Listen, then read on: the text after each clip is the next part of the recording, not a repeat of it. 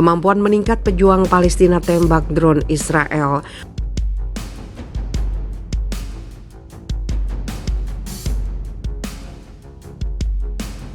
לחזור להסכם הגרעין המקורי, אני חושב שהדבר הזה תורם להחלטה אמריקנית לא לעשות זאת. אנחנו גם העברנו לידידינו האמריקנים שהסכמות מוגבלות יותר, גם הן אינן מקובלות עלינו. בכל מקרה, כפי שאני מבהיר להם, מבהיר לעולם וגם מבהיר שוב.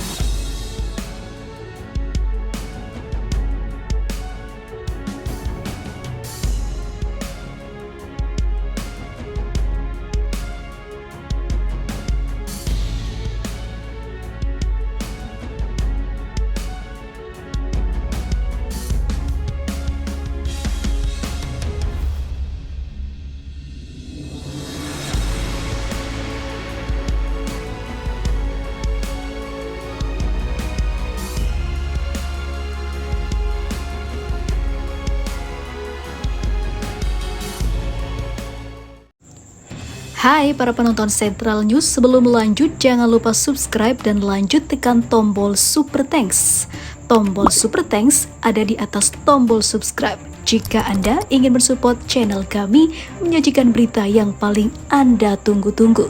Terima kasih.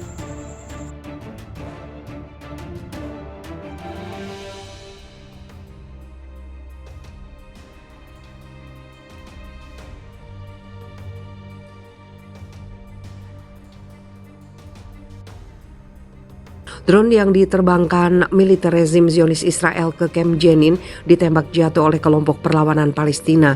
Batalion Jenin yang berafiliasi dengan Saraya Al-Quds menembak jatuh drone pasukan Israel di Camp Jenin pada Jumat dini hari. Tampak seorang warga Palestina menyeret bangkai drone tersebut. Militer rezim Zionis juga melakukan penyerbuan ke berbagai daerah di Jenin.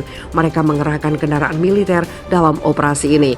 Kelompok Perjuangan Palestina di tepi barat kian hari semakin menunjukkan kekuatannya menghadapi militer rezim Zionis. Mereka telah berulang kali menembak jatuh sejumlah drone mata-mata Israel dan mencegah gerak maju tentara Zionis.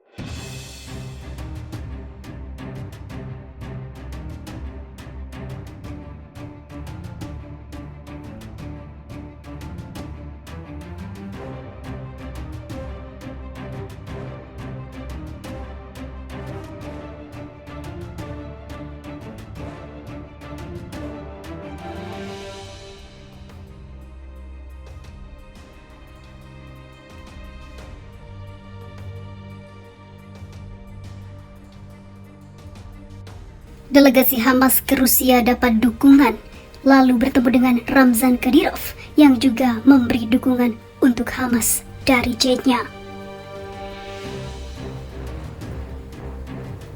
Delegasi Hamas Palestina berada di Moskow pada pekan lalu. Dalam kunjungan tersebut, Hamas mengadakan pembicaraan dengan pejabat Rusia di Wisma Kementerian Luar Negeri Rusia. Dilansir dari Al Monitor, kunjungan Hamas ke Moskow terjadi pada saat hubungan Rusia dan Israel tengah tegang, sebab Israel ikut campur dalam urusan Rusia dan Ukraina. Delegasi Hamas dipimpin oleh Kepala Kantor Hubungan Internasional Moussa Abu Marzouk, termasuk dalam rombongan adalah anggota Biro Politik Gerakan terutama Fatih Hamad dan juga Hussam Badran. Hubungan antara Moskwa dan Tel Aviv memburuk setelah Tel Aviv mengatakan serangan terhadap Rusia terhadap Ukraina adalah hal yang sangat memalukan. Bahkan di sisi lain, jika kita melihat serangan Israel ke Palestina justru lebih lama dan lebih mengerikan.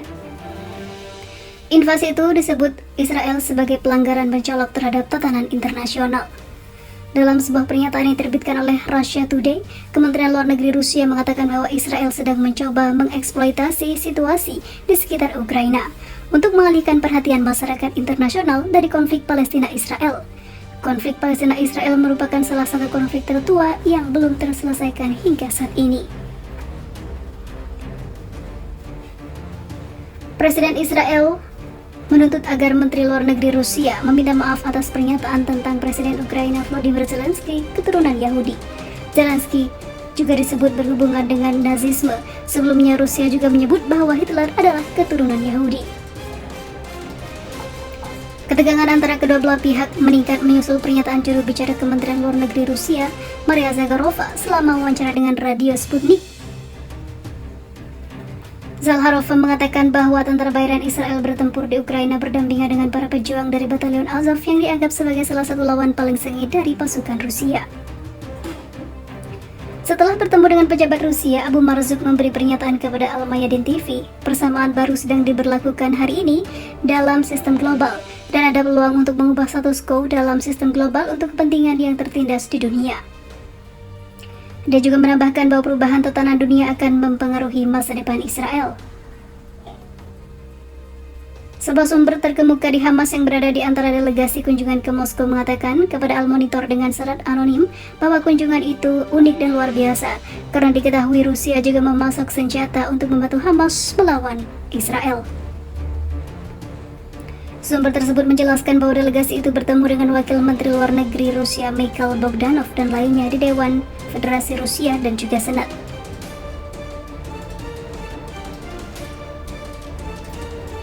Pembicaraan dengan pejabat Rusia bagaimanapun lebih terfokus pada pengembangan dukungan Rusia untuk Palestina, membawa hubungan antara Hamas dan Moskow ke tingkat baru yang lebih maju dan lebih erat.